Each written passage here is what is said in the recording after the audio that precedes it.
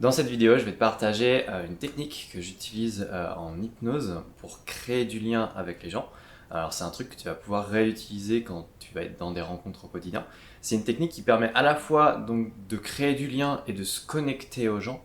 Et en même temps, c'est une technique en fait qui va permettre de diminuer le stress si tu en as quand tu es en relation avec l'autre personne. Alors évidemment, tu l'as compris, je suis praticien en hypnose ericksonienne et justement aujourd'hui je propose de l'accompagnement à distance pour accompagner les gens à prendre confiance en eux dans la relation avec les autres. Donc si tout ça, ça t'intéresse, je t'invite à t'abonner à la chaîne. Ça nous est tous déjà arrivé d'avoir des moments où quand on est en contact avec les autres, on est en train de discuter avec d'autres personnes, où on est dans une situation, dans un contexte social, que ce soit en terrasse d'un bar, ou avec des amis, on discute, ou même, je sais pas, durant une pause au boulot par exemple, on n'est pas vraiment là en fait. On est en contact avec les gens, on est avec eux, enfin on est avec eux physiquement en tout cas, et en même temps on sent qu'on n'est pas vraiment là. On est dans nos pensées, on est dans notre tête, et en fait souvent on va être aussi beaucoup dans l'analyse, dans la réflexion, voire même dans l'interprétation. Alors ce qui va se passer, c'est que si à ce moment-là, toi, tu te sens pas bien et que tu es stressé, et souvent c'est ce qui va se passer pour les personnes qui sont pas à l'aise dans ce genre de situation, en fait, ce qui va se passer, c'est que tu vas te déconnecter de la réalité en quelque sorte. C'est-à-dire qu'en fait, tu vas te mettre à être centré sur toi, tu vas te mettre en fait à focaliser ton attention là où ton stress il est. Alors si par exemple c'est on va dire plutôt au niveau du corps, tu vas avoir tendance en fait à te checker régulièrement. Et en fait ce qui va se passer c'est que en faisant ça, et c'est normal, hein, ça nous est tous déjà arrivé de le faire, en faisant ça en fait on va par la même occasion amplifier naturellement le stress que l'on va ressentir. Et nous ce qu'on va faire c'est qu'on va faire l'inverse. On va, on va amener notre attention à non plus être branché sur notre monde intérieur, mais à être branché sur le monde extérieur, voire même le monde de l'autre, de la personne qui est en face de nous. Souvent, ça va commencer en fait par être très attentif au niveau visuel, c'est-à-dire tout ce qu'on voit chez la personne qui est en face de nous. Alors même, je t'invite à le faire en même temps que tu m'écoutes et que tu me regardes, d'être attentif par exemple, pourquoi pas, ça va être au geste que je vais faire, par exemple avec mes mains, de regarder ce que je fais, d'être attentif à ce qui se passe à ce moment-là, d'être attentif aussi à la façon dont mon regard il va se déplacer. Et en fait, quand tu vas commencer à te brancher là-dessus, à observer en fait tout ce qui se passe chez la personne qui est en face de toi, tu vas commencer en fait à, à te connecter à l'autre. Et ça va créer du lien. Et en fait, au bout d'un moment, il peut y avoir même une sensation de bulle qui s'installe entre toi et ton interlocuteur. Et du coup, ça va être cool parce que ça va permettre de créer du lien, créer de la complicité, d'une certaine façon aussi. Et en fait, au même moment, quand tu vas commencer à te connecter à l'autre, tu vas sortir de ta tête, tu vas sortir de donc, ton interprétation, ta façon de voir enfin, ton analyse aussi. Et en fait, tu vas commencer à être vraiment très attentif à tout ce qui se passe chez l'autre. Et quand je dis être attentif à ce qui se passe chez l'autre, c'est en effet commencer par exemple au niveau visuel. C'est-à-dire regarder sa façon de bouger, noter aussi les vêtements qu'il porte, la couleur. Mais en fait, quand en fait, je dis être attentif à ce qui se passe chez la personne en face de soi, ça ne veut pas dire interpréter. Dans le sens où, ah oui, j'observe ses gestes, il a fait ça, ça veut dire qu'il est en train de se fermer. Non, ça on oublie en fait. C'est juste que, en fait, nous ce qu'on va faire, c'est, il a fait ça, juste on l'observe. On regarde, ah, ok, c'est intéressant, il a fait ça. Et noter aussi, ça peut être donc sa posture, ça peut être la façon dont il va bouger, la façon dont le regard se déplace, le rythme aussi. Être attentif à toutes ces choses-là. Moi, je pousse le truc encore plus loin, puisque c'est quelque chose en plus de ça que j'utilise énormément en hypnose, c'est qu'en fait, on va commencer aussi à se synchroniser sur l'autre. Alors, comment on fait ça? On va en fait... Alors, tu as peut-être déjà entendu parler de la synchronisation, qui vient du monde de la programmation neurolinguistique. La synchronisation, moi, quand j'invite la personne à se synchroniser sur l'autre, t'as peut-être déjà entendu parler de ouais, en fait, il faut bouger en même temps qu'elle, il faut se gratter au même moment quand elle se gratte la tête, des trucs comme ça. Alors, tout ça, juste t'oublies, en fait, parce que c'est trop voyant, c'est trop fort, et le risque, en fait, c'est que la personne, elle se rende compte qu'on est en train de l'imiter, et en fait, elle peut croire qu'on est en train de la singer et qu'on se fiche d'elle. Et nous, c'est pas ce qu'on veut, parce qu'on veut créer du lien. Et nous, on va faire un truc un peu plus différent. On va se synchroniser, mais pas sur n'importe quoi.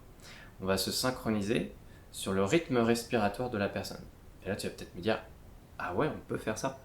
Oui, on peut faire ça. C'est-à-dire qu'en fait, on va capter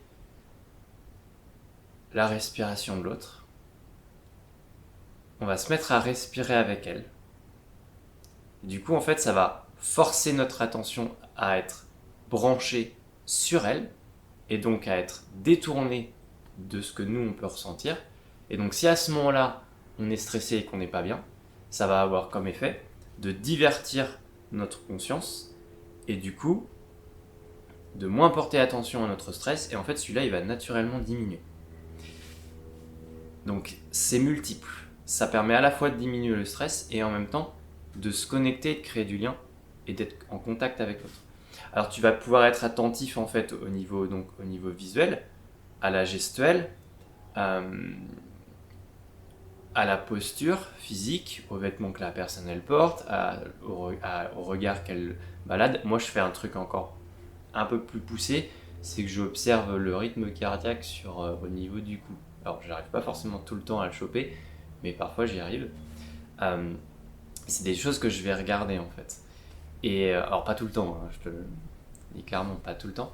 Et on peut donc être observateur de ça, et en même temps on va aussi pouvoir être observateur de ce qu'on entend. C'est-à-dire être attentif, non pas aux mots en eux-mêmes qui sont dits, et encore une fois, c'est pas être dans l'interprétation ou être dans l'analyse, parce que si c'est ça, en fait, on est encore dans notre tête, et nous, c'est pas ce qu'on veut pour le coup.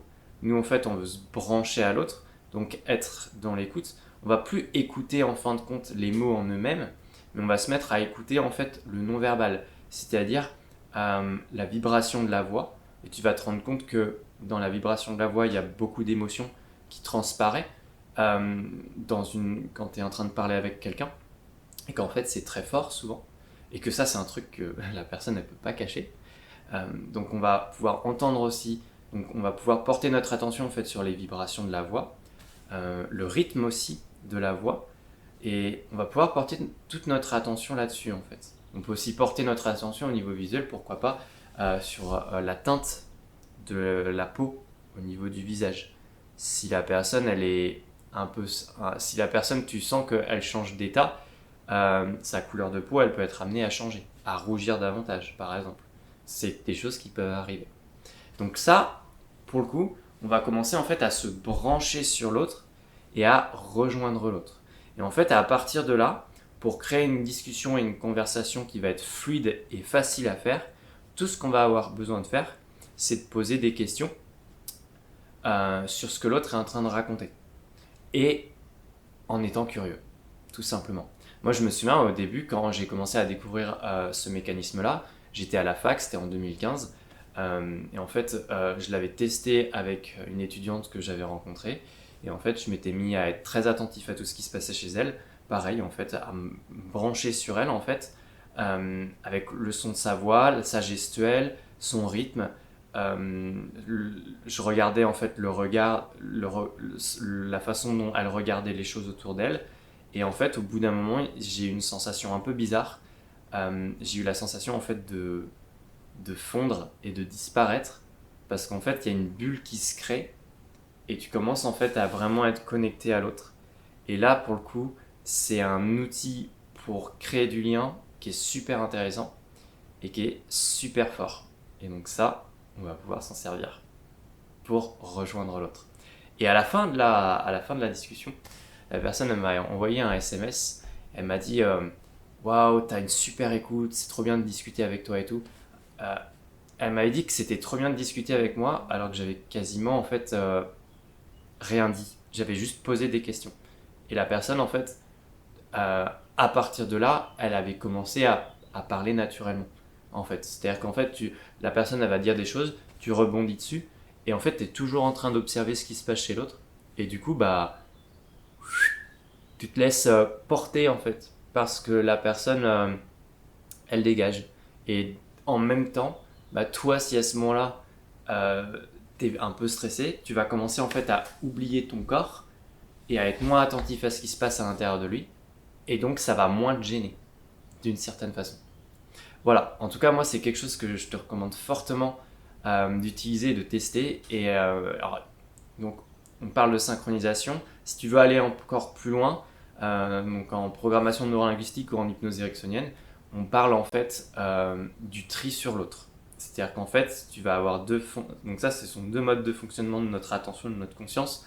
C'est le tri sur soi, où en fait on est plutôt connecté à soi, à notre analyse, à notre jugement, à ce qu'on ressent. Et après, tu vas avoir en effet donc le tri sur l'autre, où en fait on va se débrancher de nous et on va venir être extrêmement attentif à tout ce qui se passe chez l'autre. Et, donc et après, bon, c'est normal, on fait tout le temps des allers-retours entre les deux, hein. C'est quelque chose qui est normal. Donc ça, c'est quelque chose que tu peux utiliser. Voilà, j'espère que la vidéo t'a plu, j'espère que je t'ai apporté aujourd'hui quelque chose d'un peu différent de ce que j'ai l'habitude de faire. Donc voilà, si tu as déjà rencontré ce genre d'expérience-là, où tu as senti qu'il y avait une bulle qui se crée en fait avec la personne en face de toi, je t'invite à le partager en commentaire.